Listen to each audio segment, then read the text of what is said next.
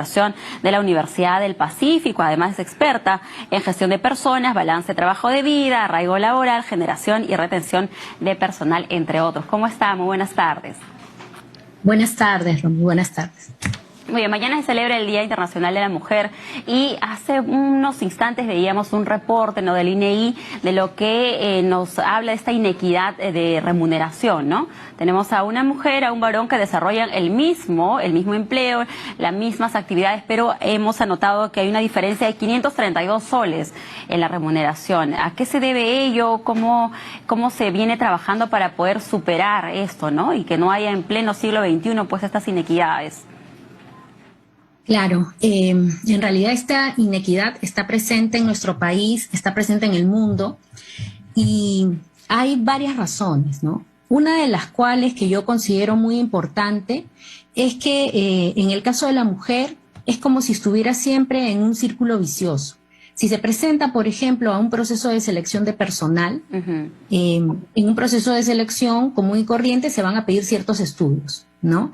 Entonces, el varón cumple de repente con tener sus estudios de pregrado, de repente alguna especialización, y es más difícil encontrar que la mujer lo tenga. ¿Por qué?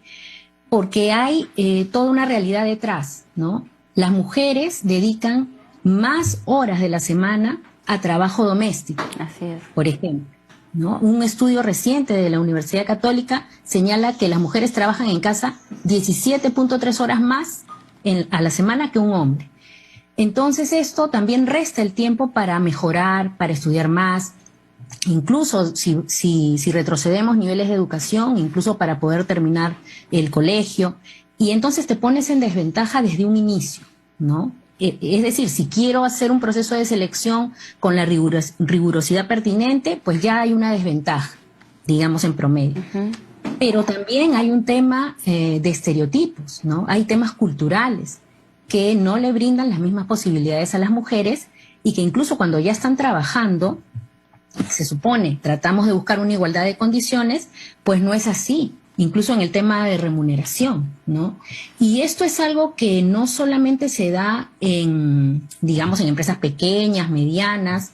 Yo he realizado investigaciones hace varios años, vengo viendo este tema y he visto que en empresas muy bien constituidas, incluso empresas que tienen cierto reconocimiento, en el momento de plantear una mejora salarial entre un hombre y una mujer que han destacado por igual, que tienen el mismo desempeño, se pone sobre la mesa que al hombre se le va a aumentar un porcentaje más alto que a la mujer. ¿Por qué? Cuando discuten los que toman las decisiones dicen, es que ella tiene un esposo muy bien colocado laboralmente, ¿no? Esto es sobre los casos que yo he revisado.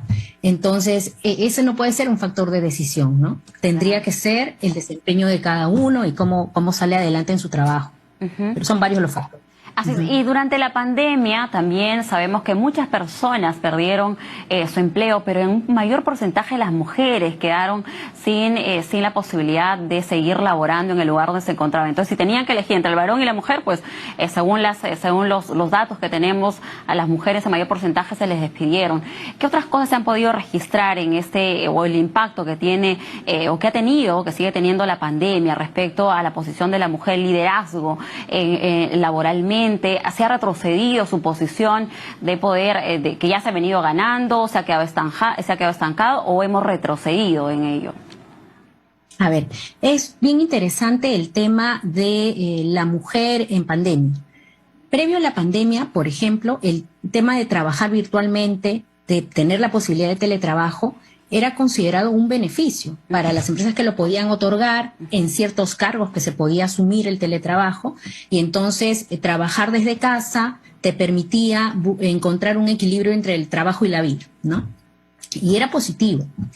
Pero durante la pandemia, esto que era antes un beneficio, una flexibilidad, se convirtió en la manera de trabajar de la mayoría de personas.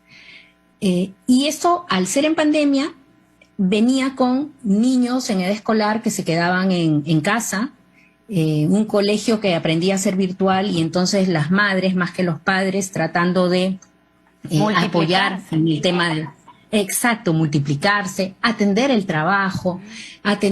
Es decir, en vez de que antes se veía como un beneficio, te organizabas, dabas un poco más de espacio a tu trabajo y a tu vida personal, ahora quien llevaba la mayor carga en el hogar es la mujer, en el trabajo virtual, compartiendo horarios, estaba en horario de oficina, pero también tiene que atender la casa, cocinar, atender a los niños, etcétera. Entonces, eso ha hecho que muchas mujeres aumenten sus niveles de estrés tremendamente en comparación a la rutina que igual en casa puede seguir la pareja, por ejemplo, ¿no? Y hay un estudio que dice que antes de la pandemia, una mujer de cada 4 se sentía súper estresada. Y ahora, durante pandemia y después, es 1 de cada 3. O sea que eso ha aumentado. Y tiene lógica, ¿no? Entonces, incluso se han planteado, según los estudios, el abandonar el trabajo o no solo el trabajo que realizan, sino dejar ya de trabajar dependientes, dedicarse a otra cosa, atender a los niños, porque el estrés que llega ya a límites grandes ha impedido que puedan desarrollarse tranquilamente. Entonces, este tema, por ejemplo, de las horas, el teletrabajo, para lograr mayor bienestar, en pandemia se ha trastocado, ¿no? Hay informes de la OIT que lo plantean. Así es. Igual el tema que me decías de liderazgo, ¿no? Todavía las mujeres no ocupan en su mayoría las posiciones de liderazgo ni de igualdad y ni en igualdad de condiciones con los varones, ¿no? Es complicado. Bien, ahora en lo que es el reclutamiento ya de personal, ¿no? ¿Qué retos enfrenta la mujer, ¿no? En una entrevista, un poco en las convocatorias que se hace para poder obtener alguna plaza laboral. Sí. Bueno, uno de los retos está vinculado con lo que mencionaba hace un momento de las personas que, bueno, tienen que cumplir ciertos requisitos de estudios, de especializaciones. Ya ahí hay una desventaja, ¿no? Hay que pensar que es más retador, es más difícil para una mujer lograr alcanzar ciertas metas, digamos, académicas. Pero aparte de eso, también hay un tema de estereotipos. Hay lo que podemos ver es una especie de, así como existe el techo de cristal, que es que la mujer no puede ascender a las posiciones, a las más altas de la empresa, están las paredes de cristal, que es que te encasillan en un tema y no te dejan abrirte hacia otros campos profesionales. En el caso puntual de la mujer, se busca mucho su participación en lo que podríamos decir áreas blandas, ¿no? Temas de recursos humanos, comunicaciones, relaciones públicas, y es más difícil, y esto es, te lo digo por un estudio de la región, no es solo en Perú, que se les vincule o se les permita el acceso a postular áreas de tecnología, de ingeniería, de temas que tienen que ver más con matemáticas. Eso es un reto, porque hay muchas mujeres, nosotros tenemos que se están formando para trabajar en estas áreas y encuentran una barrera inicial, ¿no? Y en la empresa también, sí. ¿Y cómo rompemos esos estereotipos? Porque todo empieza desde la base, ¿no? Desde el hogar, de la familia, vamos un poco abriendo nuestra visión, después eso se traslada a la escuela, a las universidades, el medio mismo de trabajo, ¿no? ¿Cómo podemos cambiar o romper definitivamente esos estereotipos que encasillan a la mujer en determinadas labores? Sí, yo pienso exactamente como tú has mencionado, esto es desde la base, esto es desde el hogar, porque desde allí se tiene que empezar mostrando con ejemplo, ¿no?, que hombres y mujeres podemos realizar las mismas actividades, aportar igual en nuestras responsabilidades en el hogar, y desde allí empezamos con los niños, ¿no? Que se vea en la práctica. Luego, por supuesto, en los centros educativos, en las universidades, pues hay que hacerlo realidad, ¿no? Qué bueno que hoy las mujeres acceden a la educación. Veíamos si tú ves la historia de nuestras universidades aquí en Perú, al inicio no necesariamente había mujeres que estudiaban, ¿no? Luego se fueron incorporando. Entonces, siempre es importante que se dé la igualdad de oportunidades, pero tiene que partir desde casa por el simple hecho de que tenemos que romper este patrón de las horas que decía inicialmente, ¿no? Una mujer no tiene que dedicarse 20 horas más a trabajar en labores domésticas que un hombre. Entonces, desde ahí hay un cambio. Pero también pienso que, y si hablamos también en el sector empresarial, cuando una mujer ocupa un cargo importante, un cargo de liderazgo, cuando logra avanzar, es un ejemplo. Y con ese ejemplo se mueven las demás, es como que hay un empoderamiento. Y es importante entonces, y dicen las estadísticas que allí donde la mujer ha llegado a cargos más altos, las mujeres en general en esa organización también lo han hecho, han ido avanzando. Entonces es un tema de ejemplo, sí, motiva mucho.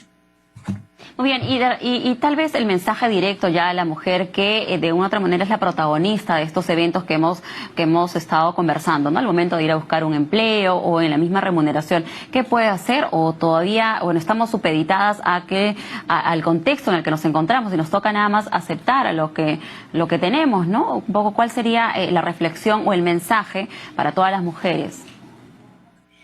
El mensaje no es de quedarnos tranquilas y aceptar lo que hay. Está comprobado que las mujeres aportan a la organización empatía, creatividad, innovación, que tienen cualidades de liderazgo, negociación.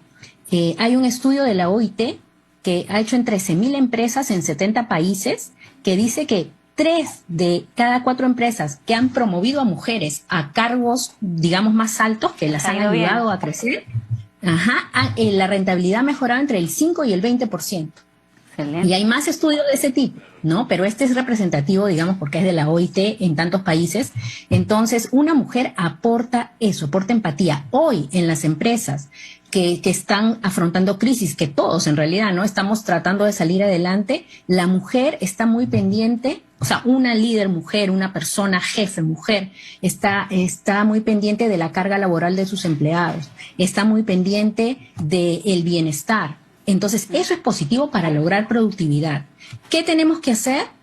En casa, en la familia, seguir preparando mentalmente a todos los que nos rodean para que quede el mensaje de que todos podemos aportar por igual, no tiene que ser más la mujer que el hombre en lo doméstico, y seguir preparándonos, porque sí, hay que mejorar el acceso a la educación de las mujeres desde la escolaridad hasta que se puedan promover los estudios de especialización y así puedan demostrar que sí somos buenas en áreas tecnológicas, de ingeniería, matemáticas, que no debemos estar ajenas a esas áreas. Y así se van a ir rompiendo las paredes de cristal también. Pienso. Así es.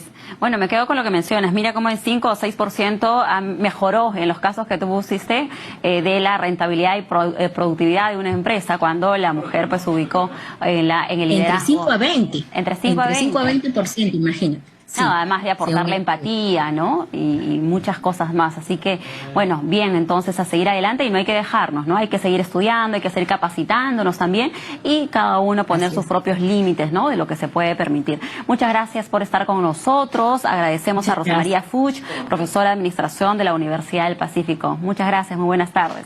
Y feliz Día de la Mujer por mañana.